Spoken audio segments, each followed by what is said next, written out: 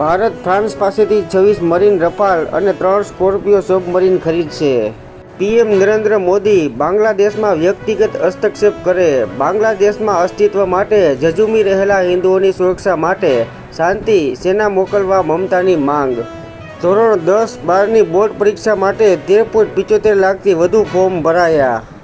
ઓરિસ્સાથી 12 kilo ગાંજો લઈ રાજકોટ આવેલો શખ્સ ઝડપાયો। જુબેલી પાસેથી એસઓજીએ દબોચી લીધો।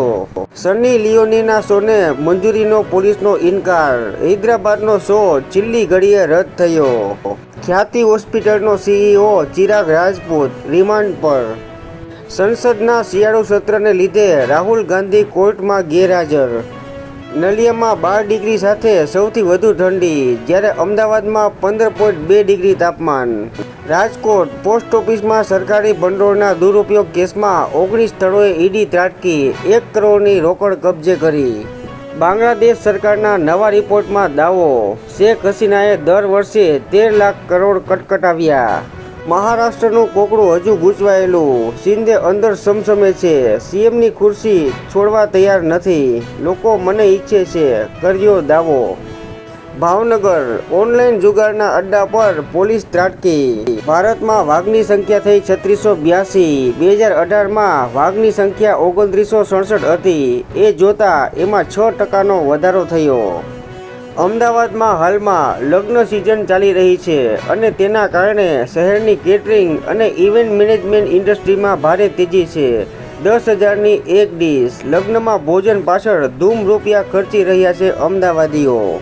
પુષ્પા 2 એડવાન્સ બુકિંગમાં છવાઈ, પઠાણ સહિત 2 ફિલ્મોના રેકોર્ડ તોડ્યા। વિક્રાંત મેસીએ અભિનયમાંથી નિવૃત્તિની જાહેરાત કરી। છેલ્લા કેટલાક વર્ષો અને ત્યારથી અત્યાર સુધીનો સમય શાનદાર રહ્યો છે। તમારા અપાર સમર્થન બદલ હું આપ સૌનો આભાર માનું છું, ઇન્સ્ટાગ્રામ હેન્ડલ પર એક પોસ્ટ શેર કરી। ખેડૂતોનો સંસદ ઘેરાવ કાર્યક્રમ, દિલ્હીમાં ઠેર ઠેર ચક્કાજામ। અમેરિકાના રાષ્ટ્રપતિ જો બાઇડનના પુત્ર હન્ટર પર વિવિધ કેસમાં દોષ મુક્ત જાહેર કર્યો। 13 વર્ષની દીકરીને પેટમાં બહુ દુખતું હતું એટલે મમ્મી હોસ્પિટલ લઈ ગઈ પણ નીકળી ગર્ભવતી। મુંબઈમાં 50 રૂપિયાની લાલચ આપીને શારીરિક શોષણ કરવામાં આવ્યું હોવાનું બહાર આવ્યું।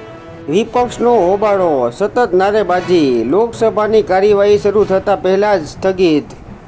મુઝફ્ફરપુરમાં ખુશીના અવસર પર 2-4 પેગ મારીને દુલ્હન લેવા માટે જાનૈયા નીકળી પડ્યા। લગ્નને બદલે પહોંચ્યા કસ્ટડીમાં। સૂટ બૂટ પહેરીને આખી જાન પીધેલી હાલતમાં હતી। 48ની ધરપકડ।